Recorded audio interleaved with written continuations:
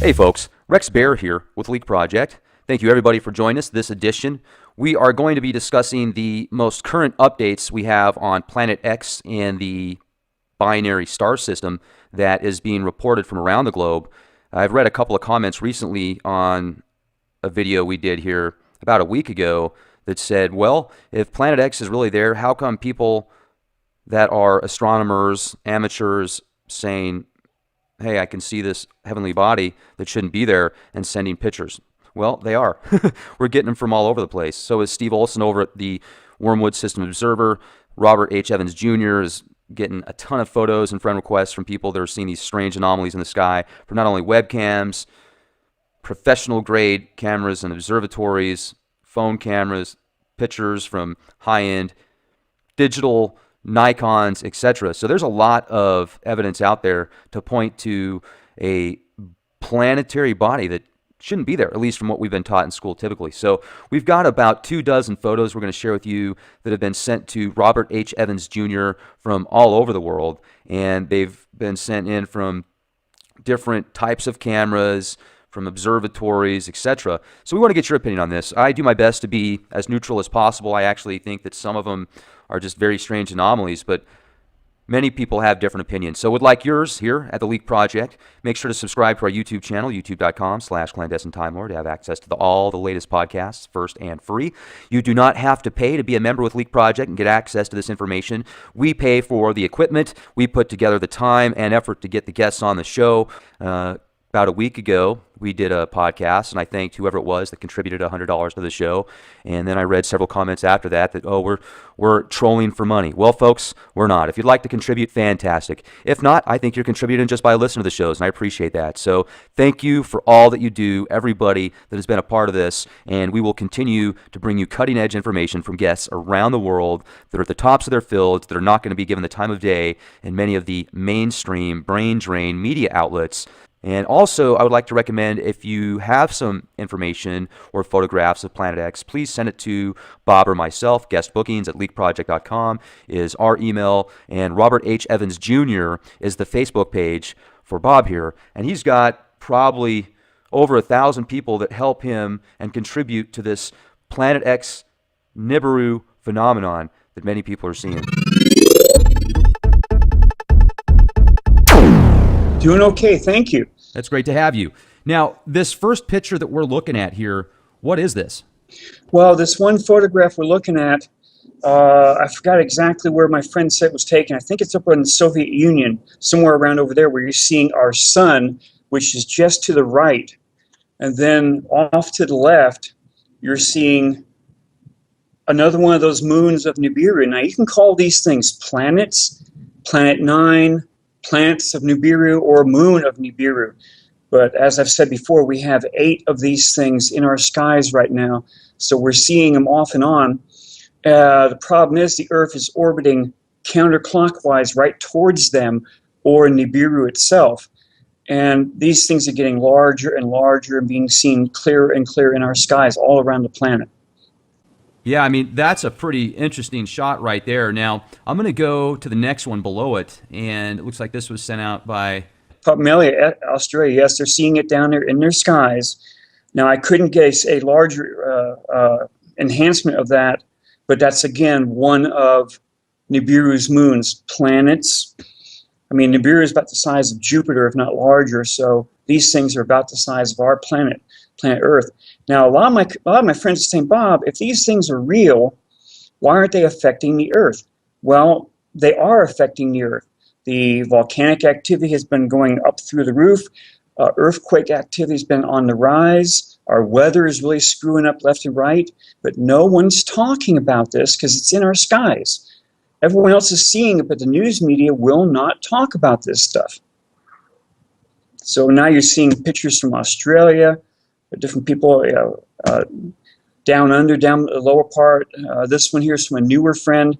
You can see the sun. At the very top of the sun, Rex, with your arrow going down just to the top, you'll see a bump right there above our sun. That's what this person took this image. And it's very clear to a lot of people who are following this that our sun is one object, and here's this other object being seen right above it. Let's see. She's from Canada, Quebec. Anne Anne Marie. Marie. Thank you, Anne Yes, Marie. from Quebec, Bissonnette. Canada. I hope I pronounced your last name properly. Hope we'll see more from you. Thank you. Sure.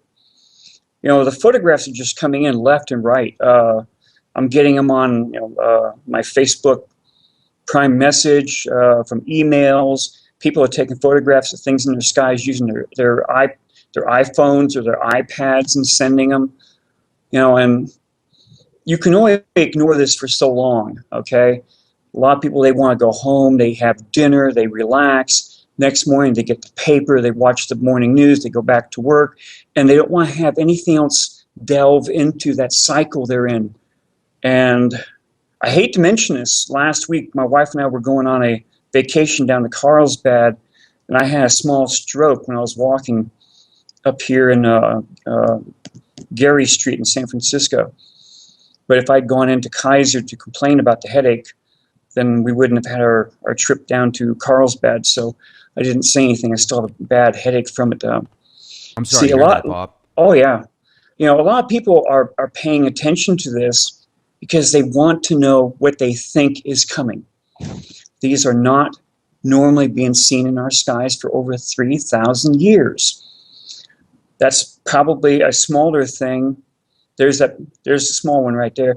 And that large one is clearly something that's being hidden from our eyes, either by the ETs, which are intervening, or from our chemtrails. Numerous people have sent me photographs of a big round thing in the skies that they can't explain. It should not normally be there, but people are seeing them. A lot of the all sky was turned off the other day, I was told. My internet's been really shaky over where we live. But you can clearly see these things, and there's the date and time right there. So a lot of my newer friends, just the other day I had 50 friend requests, and it just took me a long time to even cut it down because I have my own jobs around this place here. I can't always sit on the internet. There's that thing up. See, it's an observatory where you're seeing east, west, north, south. And the observatories are seeing this stuff with their own multi-million-dollar cameras. And it makes you wonder. Okay, it doesn't make me wonder because I have a good enough idea what they are. And there's that red thing, and there's that big circular type thing, and our sun's off to the left. And what So, I'm wondering, okay, I'm wondering if this is a reflection off of something else. Like, there's like another red object, something there out is a there. good possibility of that, Rex, but I have to imagine that since this is a camera from an observatory, not my camera, not your camera, but the observatory has it set where they are not seeing reflections. Could be. Okay. And also, though, if you look, though, at the way that it's lined up, you look Mm-hmm. at this big circle here, right? And in my opinion, I think that this big circle is probably just a reflection of some sort. And then, And the person that took this photograph disagrees with you because which is totally fine. And I just wanted to just let me get my 2 cents in here real quick. Why I feel this way is because of the way that it's lined up perfectly. If you look at the straight line here, I've got this mouse cursor that I'm going to try and give you a reference point. The way that this is perfectly off to the sure, right, and if you see this like these red dots here, obviously these could be a lot bigger if these are some type of planets or comets or some type of objects, and then if the right. sun is reflecting that, kind of like this color right here, you see this color red here reminds me of the same red color here. So, it could very well be, like you said, some type of moon or object that's being cloaked somewhat with the chemtrails. I wouldn't put that past. I'm just looking at another alternative. But seeing something that large in our skies fooled me at first during 2015 when other people were catching this magnificently huge thing in our skies. And I'm thinking, that thing can't be that close. But then the person that caught the photographs over Florence, Italy on January 8th clearly showed something that big on Italy's horizon. So when I see something that big in our skies, it doesn't faze me anymore. I don't know how close we are to these things. Only the powers that be know that much information. I don't know how large these planets or moons are. It's a little bit, and here you see what a person put A This refraction on the upper one. They I thought it was a refraction of something. This one's from Ken Williams. I just want to give a shout out because he's been sending me photos now for over a month, and we tried to do a couple of shows with Ken Sure. Bob, and it was funny because both times we tried to put together a show. The first one we had some technical difficulties on his end. The second time we spent over 4 hours recording this podcast, and then when we got finished with it, all the lights were flashing, and the whole thing was just totally wild. So we basically had to scrap it. Now, Sure. maybe it was just user error. I mean, I'm sure that's what it was. But look at these pictures right here. I mean, he takes these from Skycams, and Right. he has a very prestigious position in the medical industry where he knows how to read certain charts and visuals that most people aren't trained for. And he started looking at these Skycams over a year ago before he started seeing these things. He used to look at it just to waste time when he didn't have something to do in between work. And then he noticed these things start coming around about a year ago, and he says they're getting closer and closer Yes, and they are. closer And that's closer. because the Earth is orbiting towards them. Nibiru and its moons or planets is on a clockwise orbit through our system and out. The Earth, all of our planets except for Pluto, the dwarf planet Pluto, orbit counterclockwise in our own system. So we're heading from the right to the left, right towards them. And that's why they are growing larger and larger in our skies. The last person who knew about this was Ipawer, an Egyptian scribe, back around 1613 BC. And he said the destroyer was a reddish mass in their skies, and it took up basically almost 1/5 of the skies from the horizon on up into the upper atmosphere. So they saw these things really large in their skies then. And we're seeing a red mass in our skies now. The Holy Bible calls it wormwood. The Hopi people here in the United States call it the red kachina. So, there's that big red mass being seen in the skies. It's not our moon, because our moon is usually white with the black areas, asteroid type or meteor shower type areas. So, we haven't seen anything like this for 3,000 something years.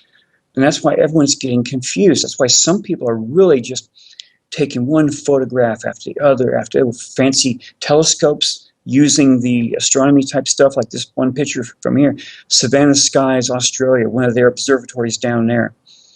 You can clearly see it's an observatory when you see the print where it says north, south, east, and west. That's an observatory photograph. You can see all that red. Yes. And without knowing what was in their skies, that could just be the clouds. But the huge red circular thing is clearly one of the things we're seeing in our skies.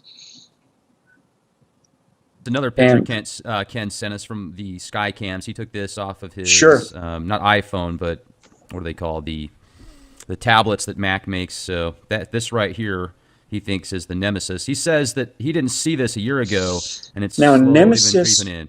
Or the red Nemesis- Kachina. right, Nemesis, Nibiru, what's the other term? H-O, Columbus. Never could pronounce that correct. We've been told... Hercubolus or something like that. There you go. We've been told over the years different names for this thing, and a lot of it's been misinformation.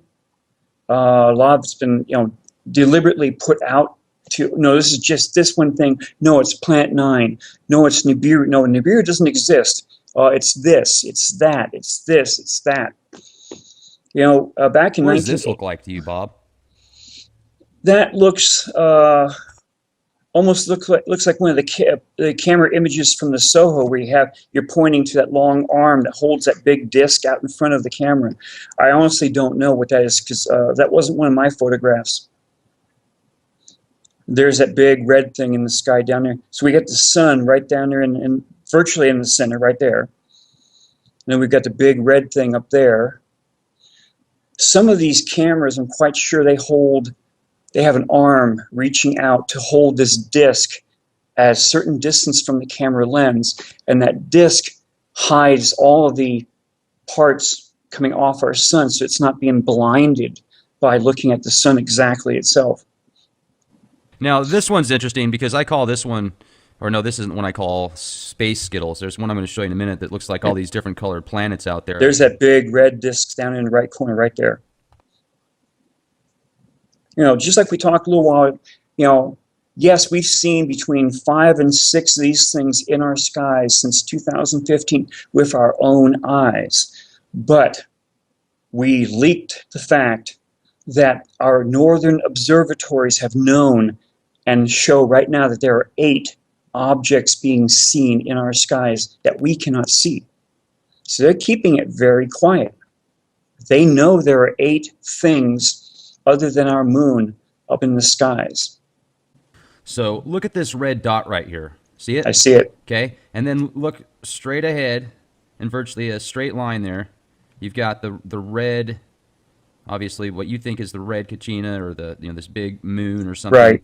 Now, could it possibly be a reflection off of this red dot right here, which could possibly be the moon or something else? Because I can't put a reference point to that size of how big it is. This is not one of my photographs, probably from your friend. I have to assume, and the assume part, you know, everyone knows what assume stands for.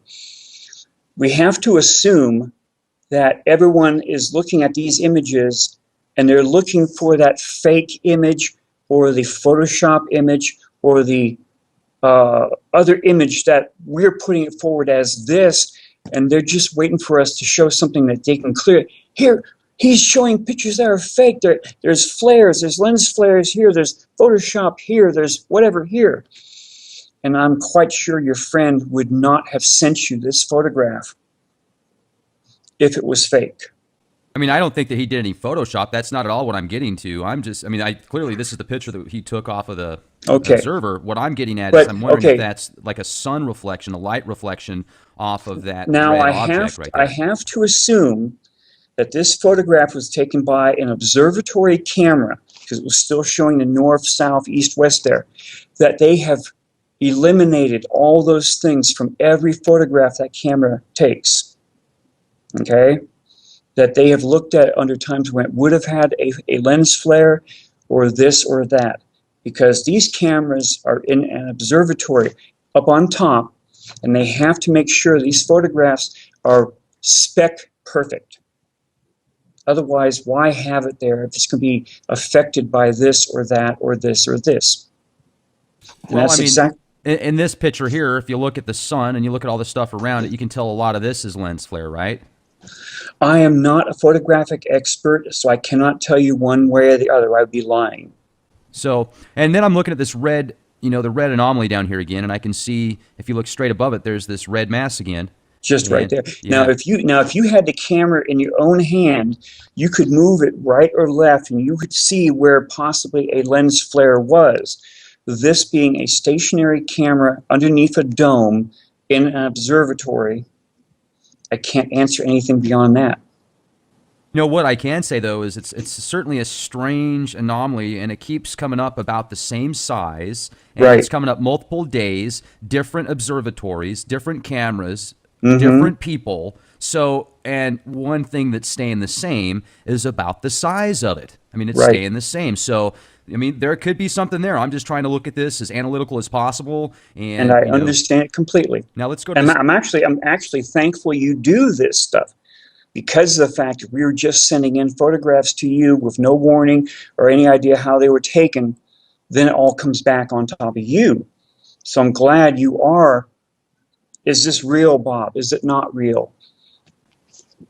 Well, I mean, here's the thing: is we got to be, because there's been pictures that I've gotten before that I looked at first and I said, you know, that's pretty freaking cool. And then I've done some research into it, and there's been several pictures that I found, and I've been able to debunk them personally. Sure. So I think that's one thing that I might do here one of these days is do a show on all of those pictures that look so cool, but you can show, hey, no, it looks good, and people had the right intents. They weren't trying to put a veil over anybody, but what they didn't know is this is actually an anomaly that causes that to look like a planet. But here's a pretty cool picture too, Bob. Look at this one. Now, this one I'm a little bit leery of, because you have a Nibiru right there with an arrow. Nibiru orbits between Jupiter and Mars, and it's supposedly about the same size as Jupiter. Now, any of us looking up into the skies will see a little tiny dot showing Jupiter. Okay. Okay. Now, supposedly, Nibiru has swung down through our system at about a 35 to 40 degree angle, has already gone around our sun, and is on its way out at this point in time. So, pointing to whatever there, I honestly don't know if that's what we're seeing. I am not an expert on this. So, when you show something that shows star patterns from whatever program, I know a lot of these programs were deliberately screwed up on back in 2007, 2008, where they actually had a part of the sky blanked out. Microsoft Worldwide Telescope was really bad for that. So was Google Earth Sky. And all the other programs had the same thing. So now they're showing where things should be. Now, okay, back in 1983, NASA's people said they saw something with the IRIS infrared satellite well beyond Pluto, and they said it was 4 to 8 times the size of our Earth. And NASA finally came, the scientists finally came in, and they said, no, these guys didn't know what they're doing. They shouldn't have caused a news conference for this. And they pulled all the stories. And now all of a sudden, within the last year, we've got, hey, here's Planet 9, it's real, it's coming in, but we won't see it for 10,000 years. And it's between 8 to 10 times the size of the planet Earth. I'm sorry. They're all playing with the same information. They knew this stuff was coming in. We are seeing 8 things, whether they are called planets of Nibiru or moons of Nibiru.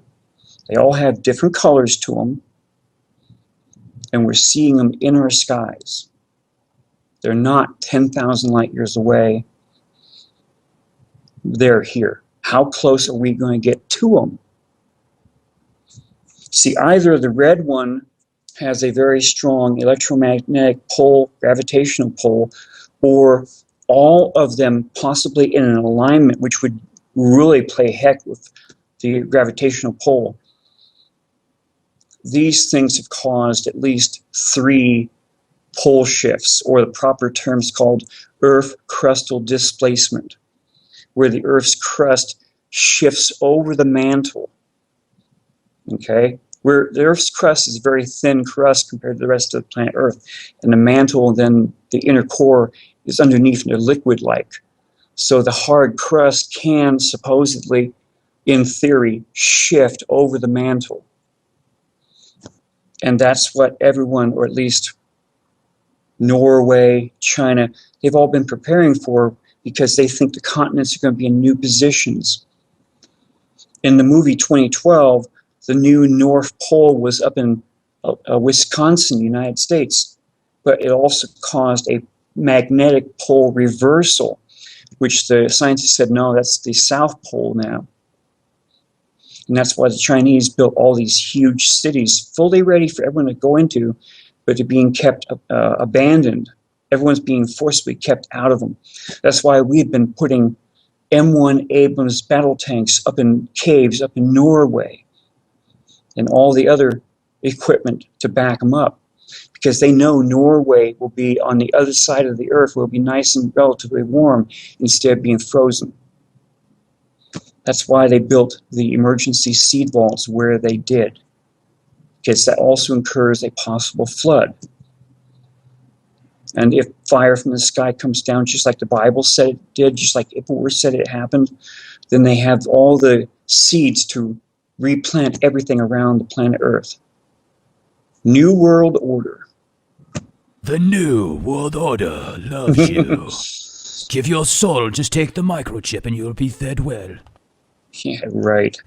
Now, everyone is saying there's going to be a debris field and the Earth is going to be swinging right through it, because the planet Nibiru, it probably has debris right behind it, right alongside it, in front of it.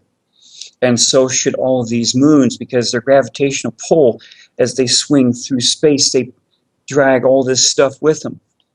Now, during the Exodus, which was 1613 BC, If it were, just like the Holy Bible said, a huge amount of rocks were falling from the skies, and they were destroying almost everything they were hitting.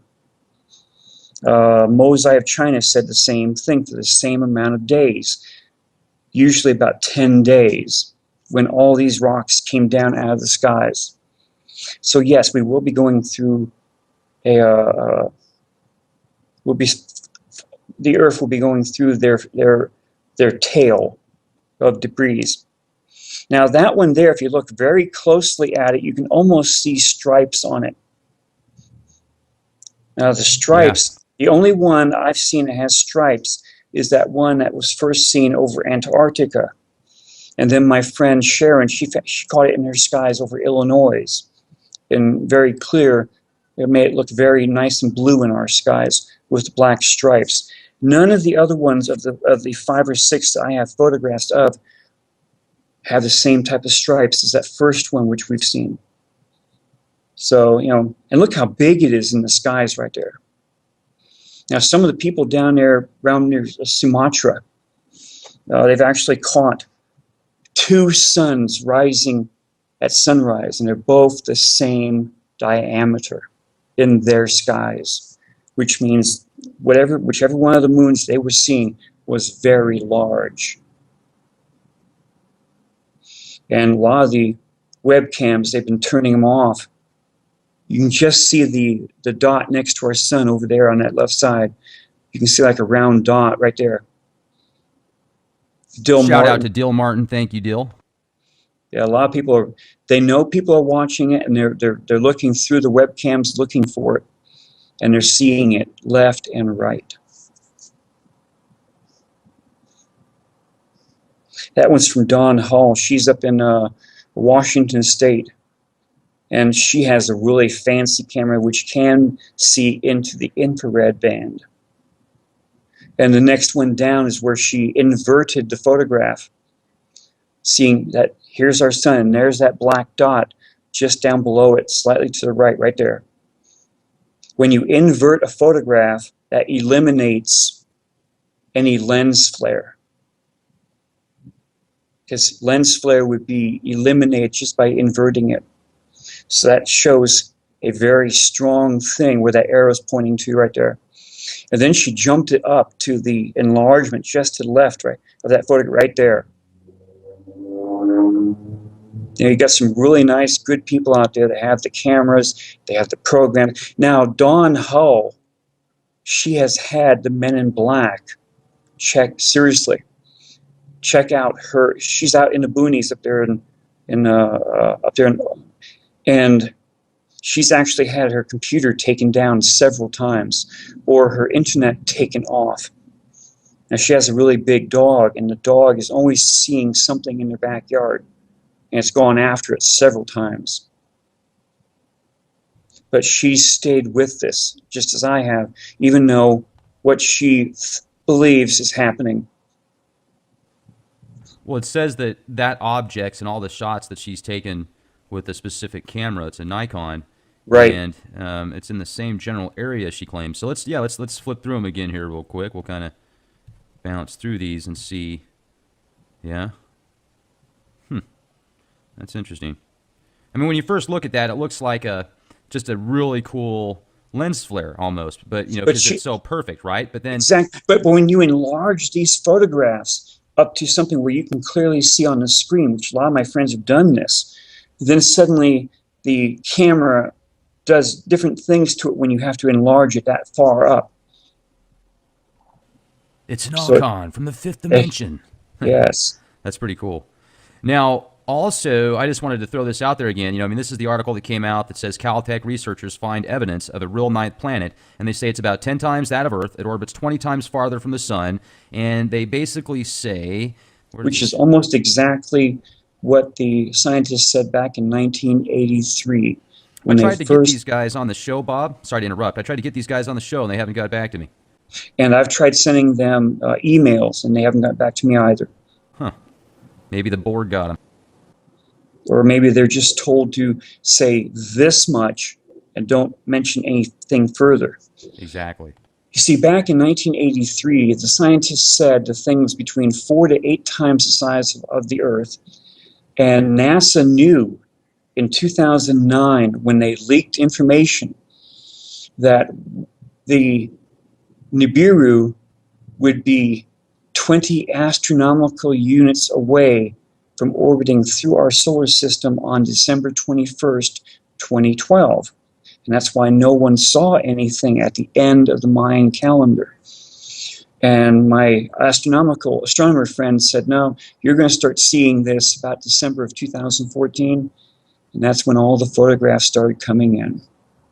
And now one of my friends has said that this thing will be very clear in our skies by June of this year. Now, these things have gotten larger and larger and larger in our skies. And that's because of orbital paths. The Earth is orbiting right towards Nibiru or these moons, and they're showing up clearer and clearer in our skies now, no matter what the chemtrails are trying to hide it with. And too many people are sending in photographs like that one right there, showing that big striped moon. And that thing is larger than our moon in that skies. I want anyone who sees this stuff to try and be prepared for it. When you're prepared, you will not freak out and panic. Because that's what the governments around the planet are actually counting on. That the population will start to freak out, panic, and then they'll be able to use martial law or martial law type laws against them. Now, one of my friends says to be prepared for this. No ifs, ands, or buts. If you're prepared, you have a fighting chance to be a survivor. Now, this thing has come through 3 times already now, and only those who survived were prepared for it. Now, I think I sent you one of the contacts. Over in Japan, they make these orange balls which can hold up to 4 people. And they built these things after the large tsunami they had a couple years back. And I'm not trying to push this Japanese company's things, but if all you have is a couple moments notice to get into something that will float, then this thing has portholes, it has vents, it has a weight on the bottom part so you won't go rolling down like inside a huge bowling ball. I don't know how much they cost, but anything that can save your life, either by being a flotation device or something. Because I'm not surprised, I'm seeing numerous things showing up on Facebook now saying, this is when the world ends. This is when the world ends. This is what's going to happen. I hate using dates, because when that date doesn't happen, then I'm just a liar. Period. No ifs, ands, or buts. Well, that's good. I don't you know say what's that. going to happen. Okay, I can only go by ancient tales of what happened the other times this thing came through. The Hopi said that the third Hopi world ended by water. That was Noah's flood. Okay, and that happened about 12,900 something years ago. Okay, Sudra's flood, if you listen to a different type of person. Then it happened again, but only partially during the Exodus, because during the Exodus, Emperor said that all the stars moved to new positions in the skies. The sun and the moon rose and set in new positions. That's a pole shift, earth crustal displacement. The Hopi prophecy said that at the end of the third Hopi world, this thing also caused the Earth's rotation to reverse. And they're hoping that now at the end of the fourth Hopi world, it will reverse where it was back to its normal rotation. I don't know what the other Native American tribes have to say. Very few have mentioned any of this. You know, so all I can do is go by ancient tales from the Chinese to the Egyptians to say this is what happened during this last time. What have you heard from the Chinese? Mosai of China, in his book 5, said that for almost 10 days it rained rocks and sand from the skies. There was a time of intense heat. It caused many forest fires all over China. And then there was a time of intense cold, which they couldn't explain then. They said 3 gods came down and aligned themselves one warlord. And to punish the other warlords for not bowing down, this is what they supposedly brought down on everyone. That was from roughly 1600 BC. The ancient Greek island of Thera erupted and exploded right around 1613 BC. So that's a 13-year ballpark time to go from what Ipuwer set down to what Mosai of China set down. That's just too close, right in there. Ipuwer said volcanic ash was falling all over Egypt. Then when the pharaoh, which was a Hyksos pharaoh, not Egyptian pharaoh, when the pharaoh caught up with them up in the saltwater marsh, the pharaoh's troops went after the Hebrews, because Ipuwer says, and he uses the word Kebews, Kebews. Now, when you try and translate this thing over and over and over the years, that's where they put down what I call Kebews, Kebews.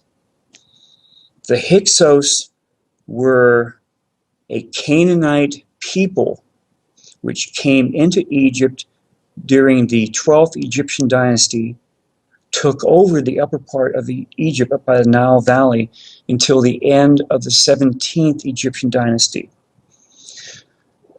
Akhmos and his brother were Egyptians from Lower Egypt.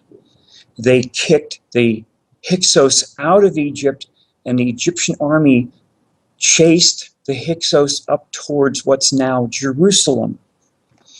So, were there 2 exoduses, the Hyksos and the Hebrews, or was there only one exodus because they were both one and the same? Ancient history does not define one versus the other. They say the Hyksos were a Canaanite people. So I'm not trying to say one or the other. I'm just trying to say what ancient history says these people were. Akhmos in Hebrew means brother of Moses. So that backs up the Jewish ancient history, that yes, Moses was there. Akhmos was his brother. And no one wants to talk about it because it would set off the Muslims versus the Jewish versus the Christians. But a lot of the ancient astronaut shows are all mentioning it now. So this did happen. The Exodus did happen. And I have a date for it now because they actually found an olive tree on the island of Santorini right at the base of all the ash, and they dated it to 1613 BC. Since Ipuwer mentions there was volcanic ash and that they heard a tremendous roar when they were up near the Mediterranean in a saltwater marsh, that's when the ancient island of Thera erupted and exploded. Now it's called Santorini. The only volcano I've been able to find that was erupting during that time was the ancient Greek island of Thera. So that's able to put that tremendous detail, the entire account of when the destroyer was first seen in their skies again. The interesting part is that before it was seen, they kept hearing what they called 10,000 trumpets in their ears. So anyone listening with their ears was hearing this weird sound of what they called 10,000 trumpets. Numerous people around this planet right now are hearing that weird sound in their skies. from Japan to China to Europe to over the United States. Bob, what is that weird sound we're hearing? Well, since I cannot hear it myself, I can only describe how it was heard before. And I'm putting the entire excerpts, which I typed from the Colbrin, saying exactly what they were hearing. And that sound did not disappear until the destroyer was not being seen in their skies anymore, which was up to about 2 weeks after when the sheet hit the fan. Because Akhmos became pharaoh somewhere around 1550 BC. And other tales said it was still dark. This smoke-like darkness was in the skies for almost 2 weeks after the destroyer disappeared from the skies. It was so thick they could not light campfires. It was putting out torches. Now just imagine what it was doing to their breathing also, geez. And that's what a lot of my friends on Facebook, they're pulling up the passages from the Bible. And they're saying that this happened then, describing how dark it was, or what this happened or this happened. You actually have two accounts. One is an ancient Egyptian account. The other is from the Holy Bible. I'm not knocking one or the other. Being a researcher, I have to walk a very thin line on that sword. Here's the ancient account from the Egyptians, here's the Holy Bible, and they virtually match as a carbon copy of each other. Seems like there's a lot of parallels now with... There are too many parallels. Too many. If you're one of those people that likes to put a thumbtack up on a big cork board from each account, they point towards something coming up. What makes it worse is that's why the governments all around the planet built all these deep underground military bases. And these bases are about 2,000 feet underground. Georgia Guidestones said very clearly, never let the population go above 500 million again.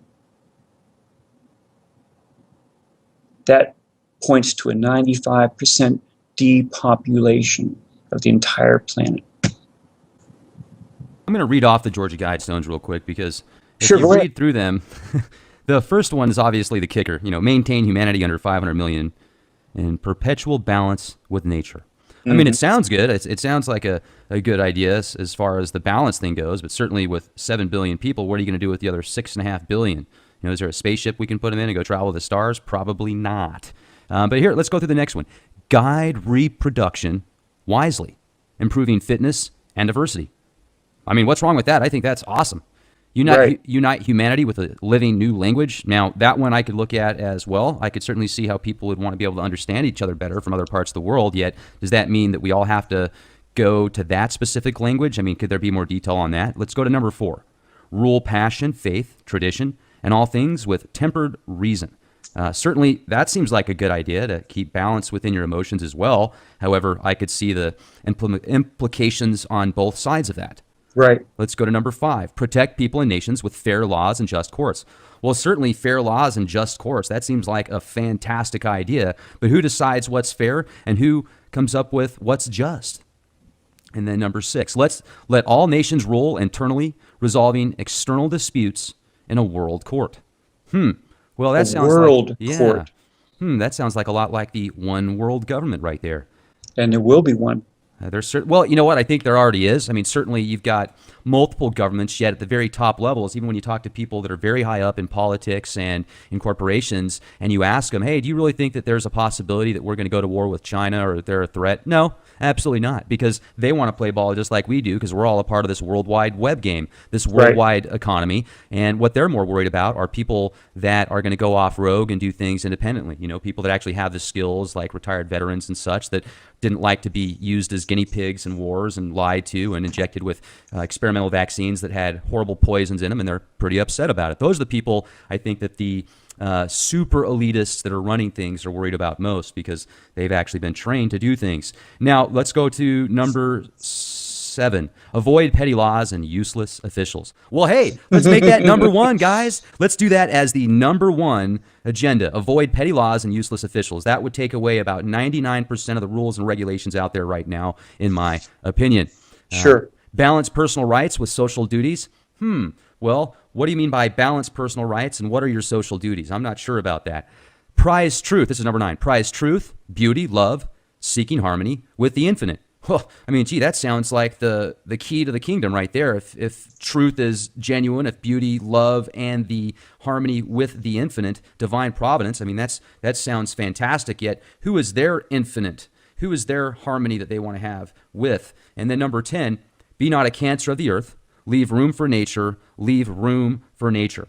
Now, once again, I think that that's a good idea. I mean, certainly a lot of people are very wasteful. And if you look at a lot of the damage we've done to the earth, it's because of corporatocracy and this overzealous thinking of we can just consume and not give back. I mean, if we keep going the way that we are, what is it going to be like for our great-great-great-grandchildren on this planet, you know? So, I mean, definitely we got to think about those opportunities. However, I feel that those technologies already exist, Bob, and they're being suppressed by those that don't want that information being out there. I mean, here's another thing.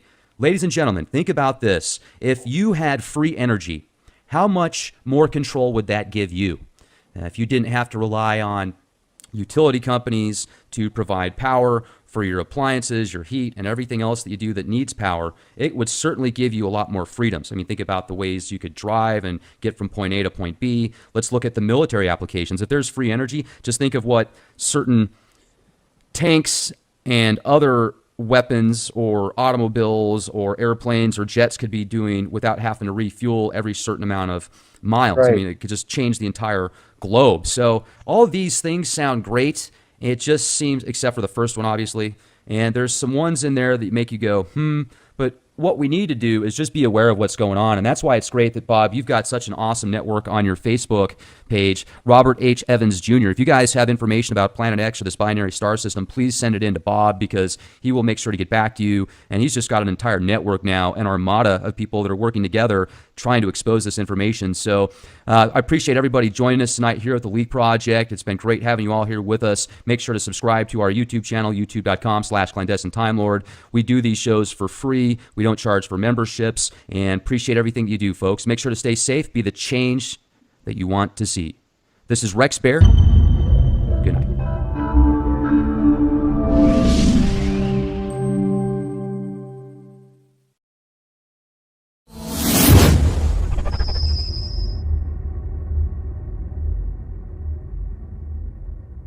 Hey folks, Rex Bear here with Leak Project. Thank you everybody for joining us this edition. We are going to be discussing the most current updates we have on Planet X and the binary star system that is being reported from around the globe.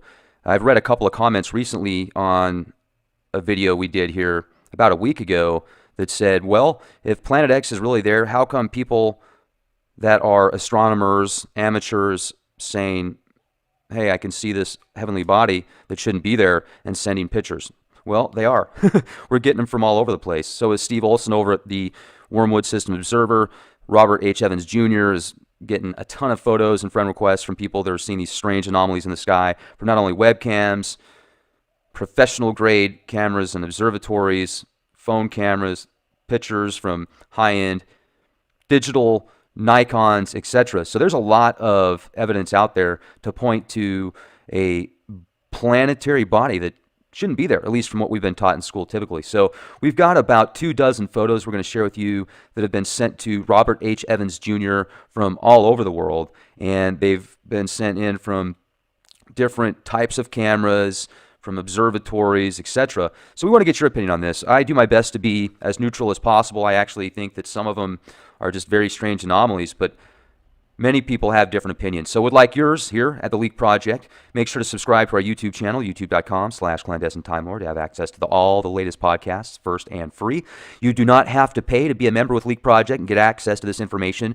We pay for the equipment. We put together the time and effort to get the guests on the show. About a week ago, we did a podcast, and I thanked whoever it was that contributed $100 to the show. And then I read several comments after that, oh, we're trolling for money. Well, folks, we're not. If you'd like to contribute, fantastic. If not, I think you're contributing just by listening to the shows, and I appreciate that. So thank you for all that you do, everybody that has been a part of this, and we will continue to bring you cutting-edge information from guests around the world that are at the tops of their fields, that are not going to be given the time of day in many of the mainstream brain drain media outlets.